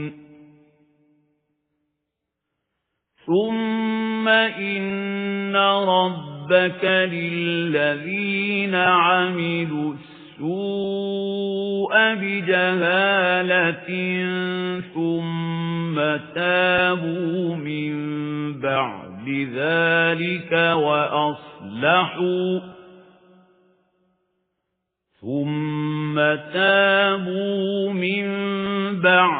ذَلِكَ وَأَصْلَحُوا إِنَّ رَبَّكَ مِنْ بَعْدِهَا لَغَفُورٌ رَحِيمٌ. இதற்கு முன்பு நாம் உம்மிடம் எடுத்து கூறிய சில பொருட்களை, குறிப்பாக யூதர்களுக்கு தடை விதித்திருந்தோம். இது அவர்களுக்கு நாம் இழைத்த அநீதி அல்ல, மாறாக அவர்கள் தமக்குத்தாமே இழைத்துக் கொண்ட அநீதியாகும். ஆயினும் எவர்கள் அறியாமையின் காரணமாக தீய செயல் புரிந்தார்களோ, பிறகு பாவ மன்னிப்பு கோரி தம் செயல்களை சீர்திருத்திக் கொண்டார்களோ, அவ்வாறு அவர்கள் பாவ மன்னிப்பு கோரி சீர்திருந்திய பிறகு நிச்சயமாக இறைவன் அவர்களை மன்னித்தருளக் கூடியவனாகவும் அவர்களுக்கு கருணை புரிபவனாகவும் இருக்கின்றான். إن إبراهيم كان أمة قانتا لله حنيفا ولم يك من المشركين شاكرا لأنعمه اجتباه وهداه إلى صراط مستقيم وآتيناه في الدنيا حسنة وإنه في الآخرة لمن الصالحين. உண்மையில் இப்ராஹிம் ஒரு முழு சமுதாயமாய் திகழ்ந்தார். அல்லாஹுக்கு அடிபணிபவராகவும் ஒருமனப்பட்டவராகவும் விளங்கினார். அவர் ஒருபோதும் இறைவனுக்கு இணை வைப்பவராயிருந்ததில்லை. தவிரவும் அல்லாஹின் அருட்கொடைகளுக்கு நன்றி செலுத்தக்கூடியவராய் இருந்தார். அல்லாஹ் அவரை தேர்ந்தெடுத்துக் கொண்டான். மேலும் நேரிய வழியினையும் அவருக்கு காண்பித்தான். மேலும் அவருக்கு உலகில் நன்மையை நாம் வழங்கினோம். மறுமையிலும் நிச்சயமாக உத்தமர்களுள் ஒருவராய் அவர் திகழ்வார். ثُمَّ أَوْحَيْنَا إِلَيْكَ أَنِ اتَّبِعْ مِلَّةَ إِبْرَاهِيمَ حَنِيفًا وَمَا كَانَ مِنَ الْمُشْرِكِينَ. إِنَّمَا جُعِلَ السَّبْتُ عَلَى الَّذِينَ اخْتَلَفُوا فِيهِ وَإِنَّ رَبَّكَ لَيَحْكُمُ بَيْنَهُمْ يَوْمَ الْقِيَامَةِ فِيمَا كَانُوا فِيهِ يَخْتَلِفُونَ. பிறகு நாம் உமக்கு இவ்வாறு வஹி அனுப்பினோம். நீர் இப்ராஹீமின் மார்க்கத்தை ஒருமனப்பட்டவராய் பின்பற்றுவீராக. அவர் ஒருபோதும் இறைவனுக்கு இணை வைப்பவராய் இருந்ததில்லை. எவர்கள் சபுத் எனும் சனிக்கிழமை வரையறை குறித்து கருத்து முரண்பாடு கொண்டிருந்தார்களோ அவர்கள் மீதே அது விதிக்கப்பட்டிருந்தது. மேலும் அவர்கள் எந்த விஷயங்களிலெல்லாம் கருத்து வேறுபாடு கொண்டிருக்கின்றார்களோ அவை அனைத்தையும் குறித்து இறுதி தீர்ப்பு நாளில் அதிபதி நிச்சயம் தீர்ப்பு வழங்குவான். உதுஉ இலா சபீலி ரப்பிக பில் ஹிக்மதி வல் மவ்இதத்தில் ஹஸனதி வஜாதில்ஹும் பில்லதி ஹிய அஹ்ஸன் إِنَّ رَبَّكَ هُوَ أَعْلَمُ بِمَنْ ضَلَّ عَنْ سَبِيلِهِ وَهُوَ أَعْلَمُ بِالْمُهْتَدِينَ. وَإِنْ عَاقَبْتُمْ فَعَاقِبُوا بِمِثْلِ مَا عُوقِبْتُمْ بِهِ وَلَئِن صَبَرْتُمْ لَهُوَ خَيْرٌ لِلصَّابِرِينَ. நபியே, விவேகத்துடனும் அழகிய அறிவுரைகள் மூலமாகவும் இறைவனின் மார்க்கத்தின் பக்கம் அழைப்பீராக. மேலும் மிகச்சிறந்த முறையில் மக்களிடம் விவாதம் புரிவீராக. தன்னுடைய பாதையிலிருந்து வழி பிறழ்ந்தவர் யார் என்பதையும் நேர்வழியில் இருப்பவர்கள் யார் என்பதையும் அதிபதி நன்கறிவான். மேலும் நீங்கள் பழிவாங்க கருதினால் உங்கள் மீது எந்த அளவுக்கு அக்கிரமம் புரியப்பட்டதோ அதே அளவுக்கு பழிவாங்குங்கள். ஆயினும் நீங்கள் பொறுமையாக இருப்பீர்களாயின் சின்னமாக இதுவே பொறுமையை கடைபிடிப்பவர்களுக்கு மிகச்சிறந்ததாகும். واصبر وما صبرك إلا بالله ولا تحزن عليهم ولا تك في ضيق مما يمكرون إن الله مع الذين اتقوا والذين هم محسنون. நபியே, நீர் பொறுமையுடன் பணியாற்றிக் கொண்டிருப்பீராக. மேலும் உம்முடைய இந்த பொறுமை அல்லாஹுவின் பேருதவியினால் தான் கிடைக்கின்றது. அவர்களின் செயல்கள் குறித்து நீர் வருந்த வேண்டாம். அவர்களின் சூழ்ச்சிகளை குறித்து நீர் மனம் நொந்து போகவும் வேண்டாம். எவர்கள் இரையச்சம் கொள்கின்றார்களோ மேலும் நன்னடத்தையை மேற்கொள்கின்றார்களோ அத்தகையவர்களுடன் அல்லாஹ் இருக்கின்றான்.